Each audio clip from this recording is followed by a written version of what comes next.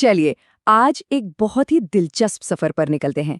एक ऐसे जहाज के सफर पर जो हमें हजारों साल पुराने एक रिश्ते की कहानी सुनाएगा। ये कहानी है भारत और ओमान की दोस्ती की। तो शुरू करते हैं एक ऐसे सवाल से जो आज की मॉडर्न इंजीनियरिंग को भी सोचने पर मजबूर कर दे। भला कोई जहाज बिना कीलों के समंदर कैसे पार कर सकता है? और इसी सवाल का जवाब हमें मिलता है एक बहुत ही अनोखे जहाज में, जिसका नाम है INSV कौंडिन्य। आइए जानते हैं कि इसे बनाने में कौन सी अद्भुत तकनीक का इस्तेमाल हुआ। अब ये जो तकनीक है ना, ये कमाल की है। सोचिए, ये भारत की एक हजारों साल पुरानी कला का पुनर्जन्म है।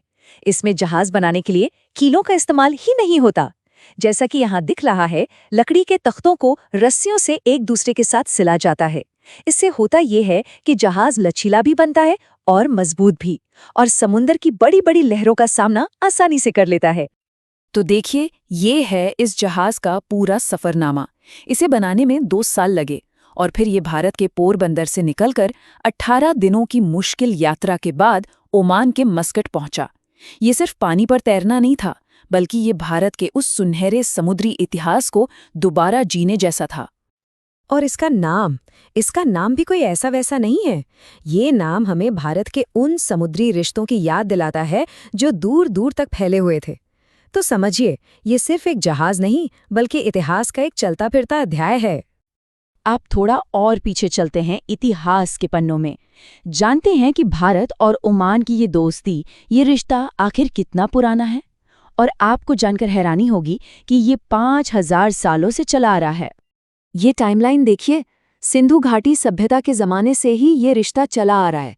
और कमाल की बात यह है कि वक्त के साथ ये रिश्ता कमज़ोर नहीं बल्कि और मजबूत होता चला गया। तो मतलब साफ है, ये कोई एक तरफा मामला नहीं था। दोनों देशों को एक दूसरे से फायदा हो रहा था। भारत से कपास और मसाले जाते थे, तो ओमान से आता था तांबा, जो उस जमाने की इंडस्ट्री के लिए समझिए कि सोने जैसा था।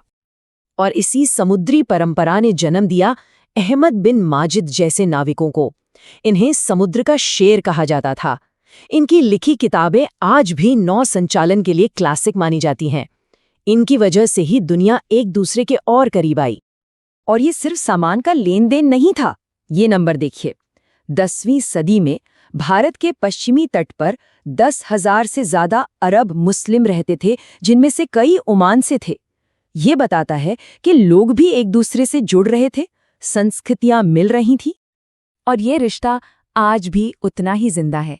ये तस्वीर इस बात का जीता जागता सबूत है कि ओमान ने हमेशा से भारतीय लोगों को खुले दिल से अपनाया है, उन्हें इज्जत दी है। चलिए, अब आते हैं आज के दौर में और समझते हैं कि ये हजारों साल पुरानी दोस्ती आज की दुनिया में इतनी ज्यादा जरूरी क्यों हो गई है। देखिए, हिंद महासागर का मिजाज अब बदल चुका है। एक जमाना था जब ये व्यापार और संस्कृति का केंद्र था, लेकिन आज ये दुनिया की बड़ी ताकतों के बीच अपनी शक्ति दिखाने का एक मैदान बन गया है। और भारत के लिए तो ये समुद्री रास्ता समझिए कि इकोनॉमिक लाइफलाइन है। यहीं से हमारा ज्यादातर व्यापार होता है।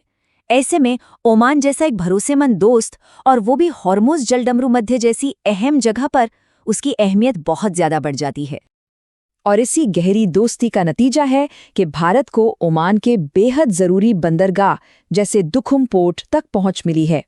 ये भारत की सुरक्षा के लिहाज से एक बहुत बहुत बड़ा कदम है। इससे पूरे इलाके में भारत की स्ट्रेटेजिक रीच बढ़ जाती है। तो चलिए वापस आते हैं उस सिले हुए जहाज पर और समझते हैं कि उसकी यात्रा का असली मतलब क्या है। तो बात सीधी सी है, ये जहाज सिर्फ लकड़ी और रस्सी का ढांचा नहीं है। ये हमारे शानदार अतीत को आज की जरूरतों से जोड़ता है।